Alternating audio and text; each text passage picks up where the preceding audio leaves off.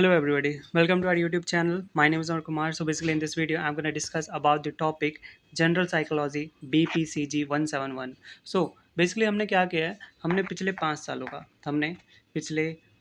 सालों का पेपर उठाया है। उसमें से जो क्वेश्चन रेपिटेडली बार बार आया है उन्हीं क्वेश्चंस को हमने पिक किया है। सो वही क्वेश्चंस के जो आंसर जो है उन क्वेश्चंस के आंसर्स हम डिस्कस करने वाले हैं, राइट। सो जो मोस्ट इंपॉर्टेंट क्वेश्चन आंसर्स हैं उनको हम डिस्कस करने वाले हैं। सो अगर आपका एग्जाम जून 2026 में या दिसंबर 2026 में है, सो ये वीडियो आपके लिए one of the most important video होने वाला है। सो वीडियो स्टार्ट करने से पहले एक बार हम क्वेश्चन पेपर देख लेते हैं जो कि आपका इग्नो में आएगा, जिस वे में आएगा। सो BPCG 171 जो है BA honours psychology bachelor of social work इनके लिए है।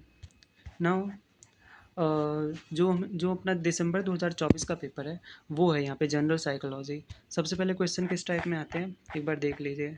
जो describe the central and peripheral nervous system, define learning and discuss various theories of learning. So ये जो बेसिकली ये सब जो क्वेश्चन जो है ना, ऐसे ही जैसे ये वाला कौन सी ईयर का पेपर है, ये अपना दिसंबर 2024 का है। इसी तरह हमने पिछले 5 सालों का पेपर लिया है, उसी में से जो क्वेश्चन जो है मोस्ट इंपॉर्टेंट और रिपीटेड क्वेश्चन वो हम डिस्कस करने वाले हैं। बढ़ते हैं हम अपने नोट्स की तरफ।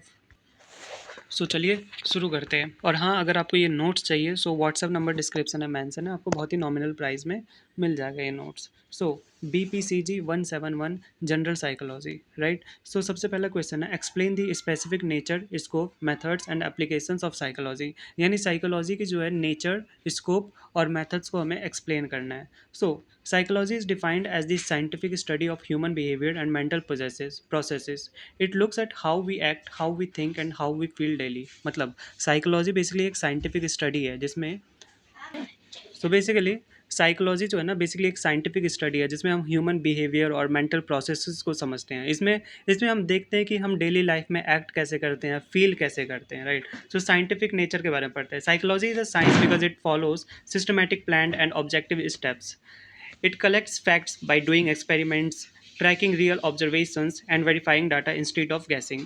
Right. So basically जो है ना साइकोलॉजी बेसिकली एक साइंटिफिक जो ये सब चीज़ जो मैंने बता दिया जो साइंटिफिक तरीके से चलता है, और ये सिस्टमेटिक प्लान तरीके से चलता है। इसका इसका सिंपल ऑब्जेक्टिव रहता है, राइट। इट कलेक्ट्स फैक्ट्स, ये फैक्ट्स कलेक्ट करते हैं जैसे experiment, tracking real observations and verifying data instead of guessing. Now scope and methods क्या हो सकते हैं इसके, वो डिस्कस करते हैं। सो बेसिकली इसका scope, the scope is vast covering child development, brain actions and social behaviour. की रिसर्च मेथड्स क्या क्या हो सकते हैं बेसिकली जो है ना, इसका स्कोप जो है बहुत बड़ा है, इसका स्कोप बहुत बड़ा है। इसमें चाइल्ड डेवलपमेंट से लेकर ब्रेन एक्शंस और सोशल बिहेवियर तक सब कवर होता है। इसके जो है कुछ की रिसर्च मेथड्स क्या क्या हो सकते हैं वो देखते हैं। सबसे पहला होता है experimental method, done in a quiet lab to see cause and effect paths safely. यानी ये एक शांत लैब में होता है ताकि कॉज एंड इफेक्ट्स पाथ्स को सेफली देखा जा सके। ऑब्जर्वेशनल मेथड, यानी इसमें जो है ना basically watching human behaviour in natural daily spaces clearly. मतलब इसमें हम ह्यूमंस को उनके जो है ना नेचुरल डेली स्पेसिस में स्मूथली ऑब्जर्व करते हैं। Case study, investigating one single person deeply to record rare habits. मतलब किसी एक पर्सन को हम डीपली इन्वेस्टिगेट करते हैं ताकि उनकी रेयर हैबिट्स को रिकॉर्ड किया जा सके। एप्लीकेशंस क्या क्या हो सकता है, it is used in schools to help students learn fast. ये स्कूल्स में यूज़ कर सकते हैं ताकि स्टूडेंट जो जल्दी फास्ट तरीके से लर्न कर सके। In hospitals to treat mental depression, हम हॉस्पिटल्स में जो मेंटल डिप्रेशन को कैसे ट्रीट किया जा सके उसमें कर सकते हैं। And in companies to select the best workers for corporate roles, यानी कंपनीज में भी हम सेलेक्ट कर सकते हैं कि बेस्ट एम्प्लॉय कौन होगा कॉर्पोरेट रोल में। नाउ सेकंड क्वेश्चन में क्या पूछ रहा है discuss the stages and laws of perception laws of organisation. मतलब परसेप्शन और उसके लॉस क्या क्या हो सकते हैं, यानी उसके कानून। सो perception is the mental process where one brain organizes and explains raw sensory signals like sights and sounds so that we understand the world around us। मतलब perception वो mental process है जहाँ हमारा ब्रेन रॉ सेंसरी सिग्नल जैसे sites और sounds को जो है ना ऑर्गेनाइज और एक्सप्लेन करता है ताकि हम अपने आसपास की दुनिया को समझ सके। बेसिकली इसके स्टेजेस क्या हो सकते हैं, इनके परसेप्शन के स्टेजेस क्या हो सकते हैं। फर्स्ट इज सिलेक्शन, बेसिकली इसके 3 स्टेज मेनली रहते हैं। पहला स्टेज होता है सिलेक्शन, जहां आपका ब्रेन किसी एक साउंड या साइट पर फोकस करता है। दूसरा क्या होता है अपना ऑर्गेनाइजेशन, जहाँ पर अलग अलग पार्ट्स को जो है ना माइंड के अंदर ग्रुप किया जाता है। थर्ड होता है interpretation, where you assign meaning using old memories, मतलब जहाँ आप पुरानी मेमोरीज का जो है ना यूज़ कर सके और उसको मीनिंग देते हैं, right. So now gestalt laws of organisation, इनका लॉ पढ़ते हैं हम। Our mind actually link separate objects into one easy picture using these basic laws. So law of proximity, जिसमें लॉ ऑफ प्रॉक्सिमिटी में बेसिकली जो है ना गैस्टॉल्ट्स लॉ ऑफ ऑर्गेनाइजेशन पर जो है ना ये बताते हैं कि बेसिकली जो है जो गैस्टॉल्ट लॉस ऑफ ऑर्गेनाइजेशन पर हमें ये बताता है कि हमारा माइंड अलग अलग ऑब्जेक्ट्स को ऑटोमेटिकली जो है ना एक इजी पिक्चर में लिंक कर देता है। इसके बेसिक लॉस क्या क्या हो सकते हैं? सबसे पहला होता है लॉ ऑफ प्रॉक्सिमिटी। इट्स से जो है ना जो आइटम्स पास पास होते हैं हम उन्हें एक सिंगल ग्रुप में मानते हैं, राइट। तो सेकंड है law of similarity, object that look matching are group together inside the mind, मतलब एक जैसे दिखने वाले ऑब्जेक्ट्स को माइंड एक साथ ग्रुप कर देता है। थर्ड है लॉ ऑफ कंटिन्यूटी, मतलब हमारा ब्रेन शार्प ब्रेक्स के बजाय स्मूथ कॉन्टिन्यूस लाइंस को फॉलो करना पसंद करता है। The brain likes following smooth continuous lines instead of sharp breaks. Law of closure, मतलब माइंड जो है ना खुद ही मिसिंग आउटर गैप्स को जो है ना फिल कर लेता है ताकि एक इनकम्प्लीट पिक्चर पूरी और क्लोज्ड ऑब्जेक्ट लगे। The mind fills in missing outer gaps to see an incomplete picture as a full closed objects. Now explain the structure types and functions of neurons with suitable diagrams, मतलब हमें जो है ना neuron का जो है ना उसका टाइप्स स्ट्रक्चर हमें बताना है विद सुटेबल डायग्राम से। सो बेसिकली जो है ना a neuron is a specialised primary cell that forms the main building block of the human nervous system. It sends electrical and chemical data messages all over the body, मतलब neuron जो है ना एक specialised primary cell है जो human nervous system को main building block बनाता है। ये पूरी बॉडी में इलेक्ट्रिकल और केमिकल डाटा मैसेजेस भेजता है। सो एक न्यूरॉन का स्ट्रक्चर जो है ना उसके मेन या पार्ट्स क्या क्या हो सकते हैं वो हम डिस्कस करते हैं। स्ट्रक्चर ऑफ न्यूरॉन, सबसे पहला आता है डेंड्रिटीज। सो यहाँ पे एक टाइप से न्यूरॉन का जो है ना एक टाइप से डायग्राम दिखाया गया है जिसमें आ जाता है dendrites, myelin sheath, terminal buttons, synapse gap. बढ़ते हैं सबसे पहले डेंड्रिटीज। डेंड्रिटीज क्या होता है? डेंड्रिटीज बेसिकली जो है ना ये छोटी ब्रांच लाइंस होती हैं जो दूसरे सेल से इनकमिंग डाटा सिग्नल्स कैच करती हैं, ये उनको कहते हैं। फिर सोमा, सेल बॉडी क्या होता है? बेसिकली ये मेन कोर इंजन है जो सेल को जिंदा रखता है और डाटा प्रोसेस करता है। फिर एक्सॉन, एक्सॉन क्या होता है? बेसिकली बेसिकली एक्सॉन क्या होता है? A long tail wire that pushes electricity down from the soma to the main points. Basically ये एक लॉन्ग टेल वायर होती है जो सोमा से जो है ना इलेक्ट्रिसिटी का एंड पॉइंट्स तक भेजती है। फिर माइलिन से सेथ क्या होता है? A soft fat cover on the axon that makes the signal travel fast. Basically axon के ऊपर जो है ना एक सॉफ्ट फैट कवर होता है जो सिग्नल को फास्ट ट्रेवल करने में हेल्प करता है। फिर टर्मिनल बटन्स क्या होता है? The final tips that release chemical drops neurotransmitters into the synapse gaps, मतलब ये फाइनल टिप्स होती है जो साइनेप्स गैप में केमिकल ड्रॉप्स जिन्हें न्यूरोट्रांसमीटर्स कहते हैं रिलीज करती है। टाइप्स एंड फंक्शंस क्या क्या हो सकते हैं? सबसे पहला है सेंसरी न्यूरॉन्स। ये बेसिकली क्या करती है? आपके बॉडी पार्ट जैसे आईज या स्किन से जो है ना अलर्ट्स कलेक्ट करके ब्रेन तक भेजते हैं। Sensory neurons collects alerts from the body parts like your eyes and और skins and send them up to the brain. Motor neurons क्या होता है? ब्रेन से फास्ट ऑर्डर्स वापस बॉडी मसल्स तक लाते हैं। फिर थर्ड है इंटर न्यूरॉन्स। क्या होता है? ब्रेन के अंदर ही होते हैं और सेंसरी चैनल्स को मोटर चैनल से कनेक्ट करते हैं। Now question 4, explain the human nervous system central and peripheral nervous system, यानी हमें जो है ह्यूमन नर्वस सिस्टम को एक्सप्लेन करना है। बेसिकली जो है ना the human nervous system coordinates all body movements and processing lines. It splits into two main structural parts, the central nervous system and the peripheral nervous system. जो हमारा nervous system जो है ना सारी बॉडी मूवमेंट्स और processing lines को coordinate करता है। इसके दो मेन स्ट्रक्चर पार्ट्स है। सबसे पहले हम पढ़ते हैं CNS, that is central nervous system. The CNS works as the main processing motherboard. It holds the brain, which handles thinking, choosing, and storing memory, and the spinal cord, a thick nerve path running down your back that manages lightning fast reflex reactions. मतलब ये main processing motherboard की तरह काम करता है। इसमें brain आता है जो थिंकिंग, चूसिंग और मेमोरी हैंडल करता है, और स्पाइनल कॉर्ड आती है जो आपकी बैक में जो है ना रन करती हुई थिक नर्व पाथ और lightning fast reflex reactions manage करती है। Then peripheral nervous system, PNS क्या होता है? The PNS holds all the sides nervous nerves that move out from the CNS to touch the rest of the body. मतलब इसमें वो सारी side nerves आती है जो सीएनएस से निकलकर पूरी बॉडी में जाती है। इसके दो हिस्से होते हैं बेसिकली। पहला होता है सोमैटिक सिस्टम। सोमैटिक सिस्टम में क्या होता है? ये उन वॉलेंटरी बॉडी एक्शंस को हैंडल करता है जो आपकी जो है ना डायरेक्ट चॉइस पर डिपेंड करते हैं, जैसे कोई बुक उठाना। देन सेकंड होता है ऑटोनॉमिक सिस्टम। बेसिकली इसका मतलब क्या होता है? ये आपके ऑर्गन्स के जो है ना ऑटोमेटिक टास्क, जैसे हार्ट रेट हैंडल करता है। इसके अंदर सिंपैथेटिक लाइन होती है जो डेंजर के टाइम फाइट के लिए जो है ना हाई एनर्जी ट्रिगर करती है, और पैरासिम्पैथेटिक लाइन होती है जो बॉडी को वापस पीसफुली रेस्ट स्टेज में काम करती है। नाउ क्वेश्चन 5 में क्या पूछ रहा है? Define motivation and discuss the theories of motivation. मतलब मोटिवेशन और उसकी थ्योरीज हमें बताना है।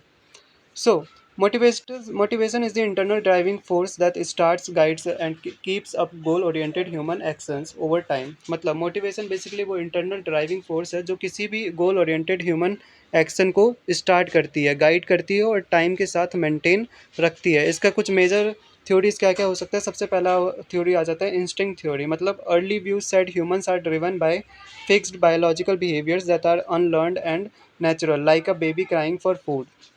मतलब इंस्टिंक्ट थ्योरी क्या होता है? जो पुराने व्यूज़ कहते हैं कि ह्यूमंस जो है ना फिक्स्ड बायोलॉजिकल बिहेवियर से ड्राइवन होते हैं, यानी जो नेचुरल और अनलर्नड होते हैं, जैसे भूख लगने पर बेबी का रोना, राइट। ड्राइव रिडक्शन थ्योरी यानी state that when a biological need appears like no water it forms a painful pressure called a drive thrust. The body is driven to drink to lower this drive and regain balance, homeostasis. मतलब इसका मतलब क्या है कि इसके हिसाब से जो है ना जब कोई बायोलॉजिकल नीड आती है, जैसे पानी का ना होना, तो एक पेनफुल प्रेशर बनता है जिसे ड्राइव कहते हैं। बॉडी इस ड्राइव को कम करने और बैलेंस वापस लाने के लिए पानी पीने के लिए ड्राइवन होती है। अराउजल थ्योरी बेसिकली इसका मतलब क्या होता है? ये स्टेट करती है कि ह्यूमंस ऑप्टिमम मेंटल एक्साइटमेंट का लेवल पाने के लिए एक्शंस चूज करते हैं।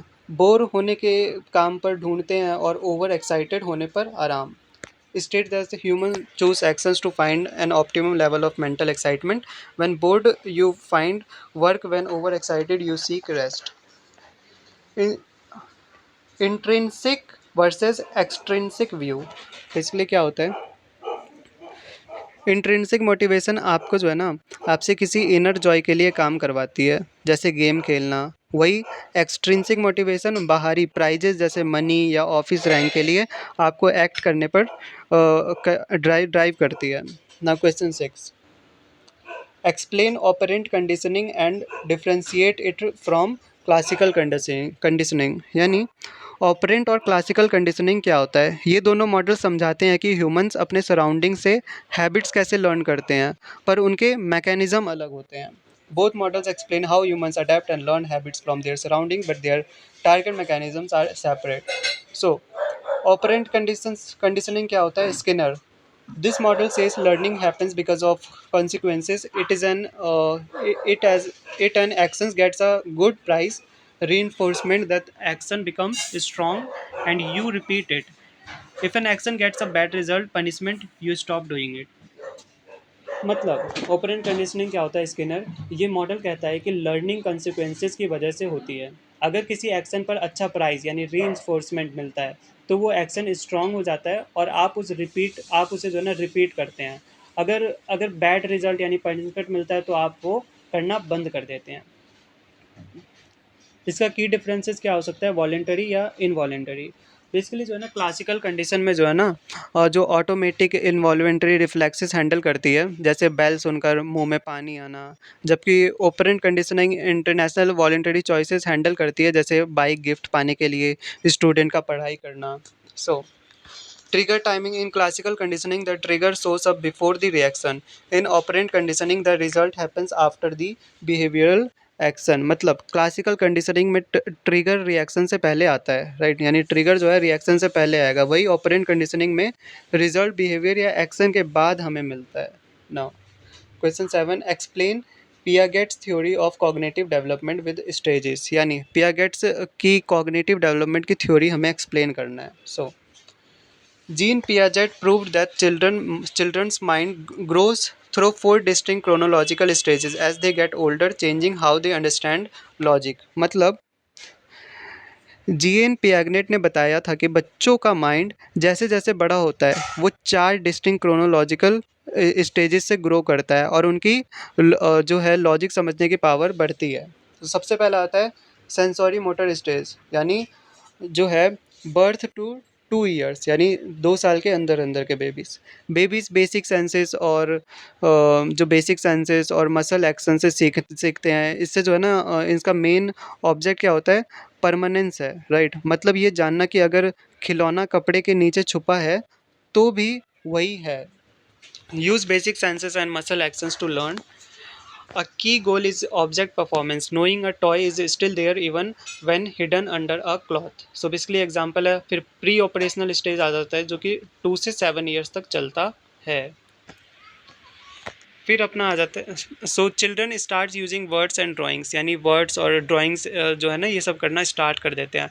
But there thinking is ego centric, उनका थिंकिंग ईगो सेंट्रिक रहता है। They can not see things from another persons view, वो जो है ना वो ये सब चीज़ नहीं देखते कि बाकी अलग पर्सन का क्या व्यू है। They also think pouring water into a tall glass makes the water amount increases, मतलब उन्हें ये भी लगता है कि लंबे ग्लास में पानी डालने से पानी की क्वांटिटी बढ़ जाती है। कॉन्क्रीट ऑपरेशनल स्टेज, यानी 7 साल से 11 साल के बच्चे। Kids start thinking with solid, यानी स्टार्ट सोचना शुरू कर देते हैं, सॉलिड और फिजिकल लॉजिक वो लगाना शुरू कर देते हैं about real items they can see directly in front of them. Now formal operational stage, यानी 11 साल और उससे ऊपर के बच्चे, यानी teenagers develop advance abstract thinking, यानी वो अब एडवांस एब्स्ट्रैक्ट थिंकिंग कर सकते हैं, फ्यूचर प्लानिंग स्किल्स कर सकते हैं और सिस्टमेटिक साइंस लॉजिक लाइंस बना सकते हैं। Now discuss Erikson's psychological theory stages of development. So basically जो है हमें जो एरिक्सन्स की जो है ना साइकोलॉजी थ्योरी इसके बारे में बताना है। So Erik Erikson's created a life long development model consisting of 8 separate stages from birth to old age. At each stage, a person faces a mental crisis that they must resolve to build a healthy personality. मतलब जो Erik Erikson जो है ना, Erik Erikson ने एक life long development model बनाया जिसमें जो है ना बर्थ से ओल्ड एज तक 8 सेपरेट स्टेजेस होते हैं। हर स्टेज पर इंसान एक मेंटल क्राइसिस फेस करता है जिसे सॉल्व करके एक हेल्दी पर्सनैलिटी बनती है। सो इसके मेन हाईलाइट्स क्या क्या हैं, सबसे पहला है की life style highlights stages. Trust and mistrust in फैसी, if parents give safe loving care the baby learns the world is a good place. Bad care builds deep fear, यानी जो है ना अगर अगर पेरेंट्स सेफ और लविंग केयर देते हैं तो बेबी सीखता है कि दुनिया एक अच्छी जगह है, वरना बैड केयर डीप फेयर पैदा करती है। Now identity versus role confusion, यानी टीनेज ईयर्स में ये टीन्स का कोर स्ट्रगल है जहाँ वो फिगर आउट करते हैं कि वो कौन है और फ्यूचर पाथ्स क्या है। फेलियर पर रोल्स को लेकर डीप कन्फ्यूज़न होता है। Now intimacy versus isolation, young adulthood, मतलब यहाँ पे जो है ना यहाँ पे फोकस क्लोज लविंग फ्रेंडशिप या मैरिजेस बनाने पर होता है। अगर ऐसा नहीं होता तो बिटर लोनलीनेस यानी कड़वा लोनलीनेस आता है। Then ego integrity versus despair old age, despair मतलब old age. So looking back at your full life story, if satisfied you gain wisdom, if full of regrets you feel deep despair, यानी अपनी पूरी life story को पीछे मुड़कर देखना। Satisfied होने पर विजडम आती है, रिग्रेट्स होने पर आपको डिस्पेयर फील होता है। Now question 9, discuss traits theories of personality, मतलब पर्सनैलिटी की जो हमें ट्रेड थ्योरीज पे डिस्कस करना है। सो ट्रेड थ्योरीज कहती है कि हमारी पर्सनैलिटी ब्रॉड और स्टेबल कैरेक्टरिस्टिक्स से बनती है जिन्हें हम ट्रेड्स कहते हैं। सो बेसिकली ये ट्रेड्स जो है ना अलग अलग सिचुएशन और टाइम्स में जो है ना कंसिस्टेंट रहते हैं। इसमें द बिग 5 मॉडल आता है, द बिग 5 मॉडल ओशन आता है। सो सबसे पहला होता है अपना ओपननेस। ओपननेस में क्या होता है, जो high scorers imaginative, highly creative, curious होते हैं और उन्हें नई चॉइसेस पसंद आते हैं। कंसियसनेस में क्या होता है, इसमें आता है कंसाइसन। इसमें high scorers disciplined, organised, highly reliable और हमेशा ऑन टाइम होते हैं ये सब लोग। एक्स्ट्रा वर्जन में कौन आते हैं, ये एक आउट गोइंग सोशल स्केल है जहाँ high scorers talkative, high energy वाले होते हैं और उन्हें भीड़ पसंद नहीं होती है। नाउ एग्रीएबलनेस वाले कौन होते हैं, high scorers are helpful, kind, trustworthy and get along with everyone cleanly. यानी high scorers helpful, kind, trustworthy होते हैं और सबके साथ क्लीन घुल मिल जाते हैं। नाउ न्यूरोटिसिज्म क्या होता है, measures emotionally instability, high scorers experience fast anxiety, mood drops and gate stressed very easily. मतलब ये इमोशनल इंस्टेबिलिटी मेजर करता है, हाई स्कोरर्स को जल्दी एंजाइटी और मूड ड्रॉप्स होते हैं और वो इजीली स्ट्रेस उन्हें हो जाता है। Now question 10, discuss. So discuss psycho analytic theories of personality. मतलब जो फ्रीड की जो है ना साइको एनालिटिक थ्योरी थी उसके बारे में हमें बताना है। The psychoanalytic view was created by Sigmund Freud. It says our choices are heavily guided by hidden forces locked inside our unconscious mind that we cannot see openly। मतलब जो psycho analytic we जो है ना Sigmund freed ने बनाया था, ये कहता है कि हमारे चॉइस हिडन फोर्सेस से हैविली गाइडेड होते हैं, जो हमारे अनकॉन्शियस माइंड में लॉक्ड होते हैं। जो हमारा अनकॉन्शियस माइंड रहता है ना वहाँ पे लॉक्ड रहते हैं, जिन्हें हम ओपनली नहीं देख सकते। सो बेसिकली फ्रूड को जो है ना, फ्रूड ने जो पर्सनैलिटी के 3 पार्ट्स बताए हैं। सबसे पहला है द आईडी। ये पूरी तरह से अनकॉन्शियस में रहता है। ये जो है प्लेजर प्रिंसिपल फॉलो करता है और बिना किसी रूल के जो है ना एनिमल अर्जेस जैसे भूख और गुस्सा की जो है ना तुरंत फुलफिलमेंट मांगता है। सेकंड है the ego, follows the reality principle. It works as the smarter manager, finding safe real world ways to give an ID what it wants without breaking laws। मतलब ये रियलिटी, ये जो है ना ये बेसिकली रियलिटी प्रिंसिपल फॉलो करता है। ये एक स्मार्ट मैनेजर की तरह काम करता है जो रियल वर्ल्ड के सेफ तरीके निकालता है और ताकि लॉस जो है ना तोड़े बिना आईडी की मांगे जो है पूरी की जा सके। फिर थर्ड है द सुपर गो। मतलब ये आपके जो है ना जो ये आपका मॉरल कंसाइंस जो कंसाइंस होता है जो पेरेंट्स सिखाते हैं, ये परफेक्ट बिहेवियर डिमांड करता है और गलत काम करने पर आपको गिल्टी फील करवाता है। Now question 11. So explain intelligence and discuss various theories of intelligence. So basically जो क्वेश्चन 11 है जो है ना क्वेश्चन 12 और क्वेश्चन 13 से इंटर रिलेटेड है। सो मैं क्वेश्चन 11 करा देता हूँ, आप क्वेश्चन 12 क्वेश्चन 13 रीड कर सकते हैं। सो क्वेश्चन 11 में पूछ रहा है explain intelligence and discuss various theories of intelligence. यानी इंटेलिजेंस जो है ना हमें इसके बारे में बताना है। So intelligence is the general mental capacity to learn from past errors, think with clear logic, adapt to new life settings and handle the problem successfully। यानी इंटेलिजेंस वो जनरल मेंटल कैपेसिटी है जिससे हम पास्ट एरर से सीखते हैं, clear logic से सोचते हैं, नई सेटिंग्स में अडेप्ट करते हैं और साथ ही साथ जबकि प्रॉब्लम जो है ना सक्सेसफुली हैंडल भी हम करते हैं। तो सबसे पहला आ जाता है major theories of intelligence. 2 factor theory. सबसे पहला आ जाता है स्पीयरमैन का। Spearman states intelligence has a core general intelligence G factor that powers all mind tasks and several specific abilities as factors needed for single job like music। मतलब स्पेयर्समैन की जो है ना 2 फैक्टर थ्योरी कहती है कि इंटेलिजेंस में जो है ना एक कोर जनरल जी फैक्टर होता है जो सभी माइंड टास्क पावर करता है और सब कुछ जो है ना जो और कुछ स्पेसिफिक एबिलिटीज़ जो एस फैक्टर्स होता है, स्पेसिफिक एबिलिटीज़ होते हैं जो म्यूजिक जैसे जो जैसे हो गया अपना जैसे होते जो है ना म्यूजिक जैसे सिंगर जॉब के लिए चाहिए, सिंगर्स के लिए जो है ना जॉब चाहिए। फिर सेकंड आ जाता है अपना Thurstone primary mental abilities. States there is no single G factor, instead our mind utilises 7 separate independent blocks like speed of words, math, numbers, memory tracking and space making. मतलब जो है ये क्या बताता है थर्स्टोन की प्राइमरी मेंटल एबिलिटीज़ कहती है कि कोई सिंगल जी फैक्टर नहीं होता, बल्कि हमारा माइंड जो है ना 7 सेपरेट इंडिपेंडेंट ब्लॉक्स यूज़ करता है, जैसे वर्ड्स की स्पीड, मैथ, नंबर्स, ये सब। और जैसे क्वेश्चन 12 में पूछ रहा है वैसे सिमिलर है, explain IQ and describe different types of intelligence test. So basically IQ का मतलब क्या होता है, इंटेलिजेंस क्वोशिएंट, ये आप जो ना लर्न कर सकते हैं। आईक्यू का IQ stands for intelligence quotient. So ये एक रिलेटिव स्कोर है जो किसी की मेंटल कैपेसिटी को जो है ना सेम एज के लोगों से कंपेयर करने के लिए जो है ना स्टैंडर्डाइज टेस्टिंग मॉडल से निकालते हैं। जैसे आपने कभी कभी सुना होगा कि एल्बर्ट आइंस्टाइन का ये आईक्यू था, राइट, इस तरीके से कंपैरिजन के लिए। सो टाइप्स ऑफ टेस्ट क्या क्या हो सकते हैं, इंडिविजुअल टेस्ट हो सकता है, ग्रुप टेस्ट हो सकता है, वर्बल वर्सेस परफॉर्मेंस टेस्ट हो सकता है। सो बेसिकली ये जो है ना बड़ी सिंपल लैंग्वेज में लिखा है। सो इसमें जो है क्वेश्चन 13 में हमें स्टर्नबर्ग्स और गार्डनर्स थ्योरीज का इंटेलिजेंस बताना है। सो बहुत ही सिंपल लैंग्वेज में लिखा है। अगर आपको नोट चाहिए तो जो व्हाट्सअप नंबर जो है डिस्क्रिप्शन में मेंशन है, वहाँ से आप ले सकते हो, यहाँ पे रीड कर सकते हो।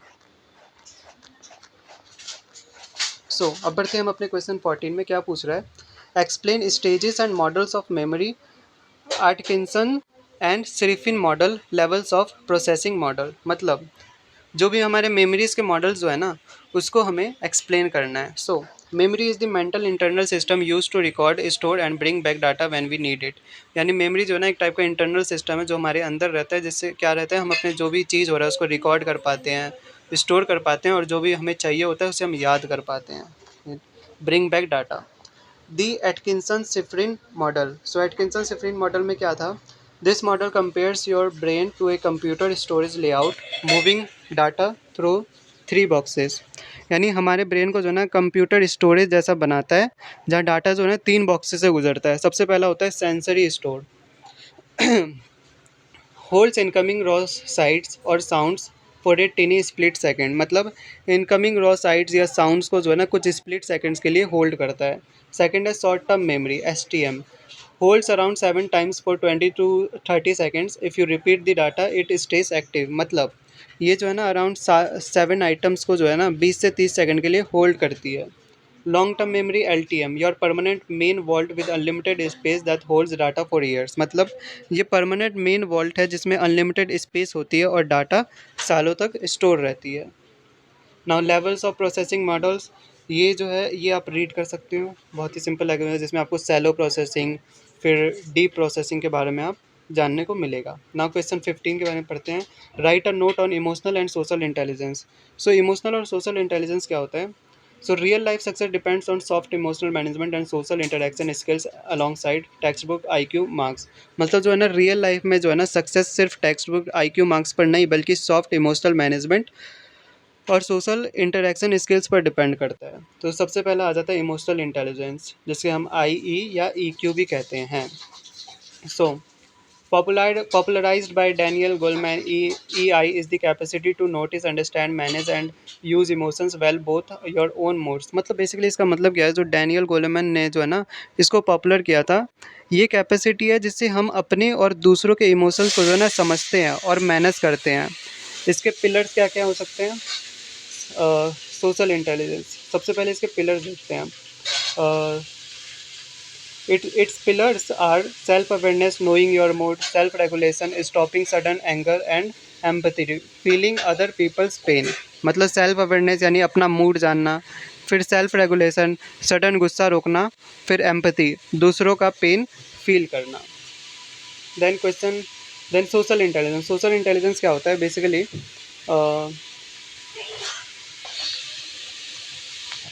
The capacity to understand and manage interpersonal relationship smoothly. यानी जो भी इंटरपर्सनल रिलेशनशिप जो है ना उसको स्मूथली तरीके से अंडरस्टैंड करना, that is social intelligence. A socially smart person reads facial shifts quickly, adapts to team. जो सोशली स्मार्ट पीपल रहता है वो क्विकली जो है ना फेशियल एक्सप्रेशन से समझ जाता है, क्विकली अडेप्ट कर जाता है team rules easily, and handles relationship fights peacefully. जो भी रिलेशनशिप फाइट्स है उसे पीसफुली हैंडल कर लेता है। Explain components and theories of emotions. यानी इमोशंस के क्या क्या कंपोनेंट्स और थ्योरीज है वो हमें बताना है। And emotion is a complex mental state made of 3 linked parts. जो बेसिकली जो इमोशन जो है ना एक कॉम्प्लेक्स मेंटल स्टेट है, ये 3 पार्ट्स में बनाया गया है। सबसे पहला होता है bodily activation, that means high pulse. Then second होता है बिहेवियरल डिस्प्ले, मतलब रोना या मुस्कुराना, क्राइंग और smile. And an inner mental feeling, fear और जॉय, मतलब फेयर और जॉय जो भी होता है। सबसे पहले आता है अपना James Lange theory, major theories में आता है James Lange theory. James Lange theory में क्या होता है, पहले बॉडी एक्ट करती है और फिर ब्रेन जो है ना उस फिजिकल चेंज को पढ़कर इमोशन फील करता है। फिर सेकंड होता है कैनोन बार्ड थ्योरी। इसमें क्या होता है, इनर मेंटल फीलिंग और फिजिकल बॉडी जो है ना अराउजल एग्जैक्ट सेम टाइम पर जो है ना इंडिपेंडेंटली होते हैं। फिर आता है टू फैक्टर थ्योरी, इसका स्चेस्टर सिंगर, मतलब इसमें बेसिकली क्या होता है, इमोशन के लिए जो है ना बॉडी अराउजल के साथ कॉग्निटिव लेवल चाहिए होता है, राइट, जहाँ आप एनवायरनमेंट स्कैन करके फीलिंग को जो है ना नाम देते हैं। Now question 17, define learning and discuss various theories of learning. So अब हमें जो है ना लर्निंग और उसके जो है ना वेरियस थ्योरीज ऑफ लर्निंग होता है उसके बारे में हमें बताना है। Learning is defined as a relatively permanent change in human behaviour और knowledge that happens due to past experiences और कंटिन्यूअस ट्रेनिंग प्रैक्टिस। मतलब लर्निंग का सिंपल मीनिंग अगर मैं बताऊं जो है ना, ये पास्ट एक्सपीरियंसेस या ट्रेनिंग की वजह से जो है ना हमारा बिहेवियर और नॉलेज में जो रिलेटिवली परमानेंट चेंज आना, that is learning.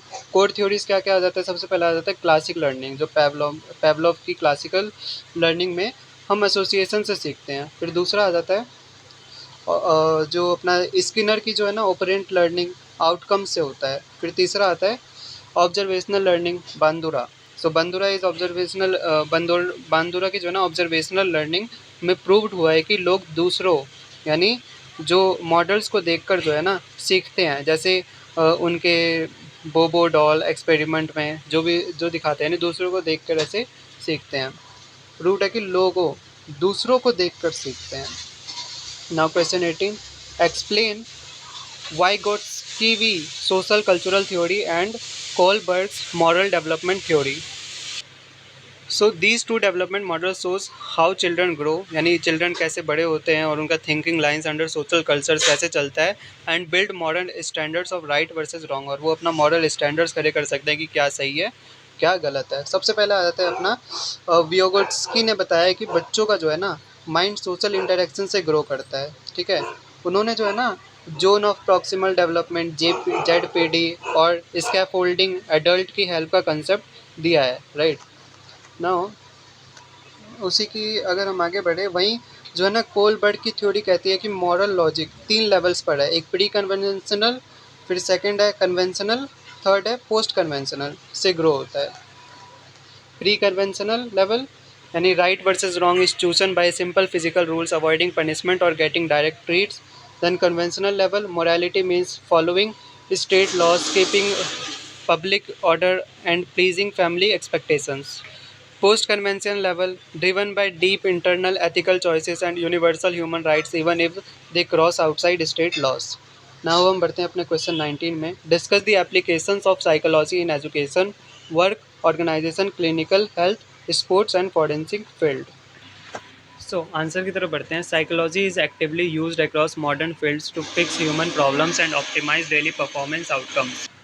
So basically क्या है, साइकोलॉजी एजुकेशन जो है ना वर्क, क्लिनिकल, स्पोर्ट्स और फॉरेंसिक फील्ड्स में एक्टिवली यूज़ होती है।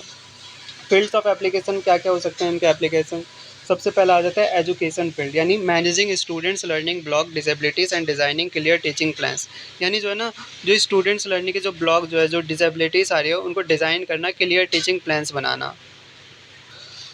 सेकंड है वर्क ऑर्गेनाइजेशन फील्ड, यानी बूस्टिंग एम्प्लॉय टीम वर्क में जो है ना बूस्ट करना, रनिंग करेक्ट हायरिंग टेस्ट, बिल्कुल करेक्ट तरीके से एम्प्लॉयज़ को हायर करा जाए, हायरिंग टेस्ट अच्छे से लिया जाए, एंड बिल्डिंग लीडरशिप ट्रेड्स, और लीडरशिप ट्रेड्स को अच्छे से बिल्ड किया जाए। क्लिनिकल फील्ड, देन आता है clinical field, diagnosing and treating severe mental depression, fears and panic attacks via counselling, मतलब काउंसलिंग के थ्रू सीवियर मेंटल डिप्रेशन, डर, फियर्स और जो भी पैनिक्स अटैक को जो है ना कैसे डायग्नोस और उसको ट्रीट करने के लिए फील्ड जो है ना बहुत ही ज़्यादा इंपॉर्टेंट है। Then sports field, training athletes to build high focus and handle game pressure under stadium crowd stress, मतलब ये एथलीट्स को जो है ना ट्रेन करने में जो है ना काम आती है ताकि वो अपना हाई फोकस बिल्ड कर सके और स्टेडियम क्राउड के लिए जो है ना स्ट्रेस के अंदर भी गेम प्रेशर को आसानी से हैंडल कर सके। देन फॉरेंसिक फील्ड में क्या होता है, helping police check criminal minds, run polygraph test and track witness memory truth, मतलब यहाँ जो है ना यहाँ ये पुलिस की मदद करती हैं कि जो भी क्रिमिनल माइंड्स को चेक करने में, पॉलीग्राफ टेस्ट रन करने में और किसी विटनेस की मेमोरी की सच्चाई, ट्रूथ को ट्रैक करने में। नाउ क्वेश्चन 20 में क्या कह रहा है, explain Maslow's hierarchy of needs of theory, यानी जो मैस्लो की जो है ना hierarchy of needs of theory थे, हमें उसे एक्सप्लेन करना है। So Abraham Maslow proposed that human needs are stacked like a 5-level pyramid ladder. A person must fulfill lower basic survival needs before they can find the motivation to climb towards higher growth levels. मतलब इसमें जो है ना Abraham Maslow की जो है ना theory पर मैस्लो ने प्रपोज किया था कि जो भी इंसान की जो ज़रूरतें हैं, यानी जो नीड्स है, वो जो है ना 5 लेवल पिरामिड लैडर की तरह स्टैक्ड होती है। उनका सीधा सा कहना था कि किसी भी इंसान को जो है ना हायर ग्रोथ लेवल्स की तरफ बढ़ने के लिए मोटिवेशन तभी मिलती है जब उसकी जो है ना लोअर यानी बेसिक सर्वाइवल नीड्स अच्छे से पूरी हो चुकी होगी। सो बेसिकली जो है ना जो 5 लेवल है, the 5 levels from bottom to the top, वो अब हम डिस्कस करते हैं। सबसे पहले आ जाता है साइकोलॉजिकल नीड्स। साइकोलॉजिकल नीड्स में क्या होता है, ये पिरामिड का जो है ना सबसे बेस लेवल है, जिसमें इंसान को कोर सर्वाइवल आइटम्स आते हैं, जैसे खाना, फूड, जो साफ़ पानी, डीप स्लीप, जो कोर सर्वाइवल यानी जो बेसिक नेसेसिटी है वो मिलना चाहिए। Then safety needs, protection from physical danger, stable job income and secure home roof. मतलब पहला लेवल पूरा होने के बाद जो है इनको जो है ना दूसरे लेवल में इंसान को जो है ना फिजिकल डेंजर से प्रोटेक्शन, एक स्टेबल जॉब और इनकम जो है ना एक सिक्योर घर की छत जैसे होम रूफ चाहिए होती है। तीसरा होता है belongingness needs, the social need to make close friends, enter marriages and feel accepted in a group। मतलब ये एक सोशल नीड है जिसमें इंसान जो है ना क्लोज फ्रेंड्स बनाना चाहता है और मैरिजेस में एंटर करता है और किसी ग्रुप या सोसाइटी में जो है ना एक्सेप्टेड फील करना चाहता है। So esteem needs, the need for public respect, personal confidence and getting appreciation honours. अब जो चौथा नीड क्या हो सकता है एक पर्टिकुलर इंसान के लिए, इस लेवल पर जो है ना अक्सर इंसान को पब्लिक रिस्पेक्ट यानी पर्सनल कॉन्फिडेंस और दूसरे से जो है ना अप्रिसिएशन यानी ऑनर्स पाने की जो है ना ज़रूरत होती है। फिर फिफ्थ होता है सेल्फ एक्चुअलाइजेशन, मतलब पीक, यानी सबसे ज़्यादा सब कुछ तो हो गया अपने पास, अब इंसान को और क्या चाहिए। The highest growth level, it is the deep drive to meet your full unique potential, explore your core talents and become the best version of your life. मतलब ये इस पैरामिड का सबसे जो है ना पीक हाईएस्ट ग्रोथ होता है, यानी एक इंसान को सब कुछ मिल गया, यानी वो डीप ड्राइव कर चुका है। अब जहाँ जो है ना एक इंसान को जो है ना अपना फुल यूनिक पोटेंशियल मीट करना चाहता है, यानी उसे अब और भी कुछ सबसे बड़ा चीज़ चाहिए, यानी अपने अंदर के जो है ना कोर टैलेंट्स को एक्सप्लोर करना चाहता है और अपनी जो है ना लाइफ का जो है ना बेस्ट वर्जन बनना चाहता है। सो आई होप यू गाइज आपको ये सब कुछ समझ में आया होगा। So all the best for your exam. आज हमने किया BPCG 171 जनरल साइकोलॉजी के मोस्ट इंपॉर्टेंट क्वेश्चन। यस, अगर आपको ये नोट्स चाहिए तो व्हाट्सएप नंबर डिस्क्रिप्शन में मेंशन है, आप वहाँ से ले सकते हो। So yes guys, all the best for your exam. मिलते किसी और वीडियो में, तब तक के लिए बाय बाय, टेक केयर।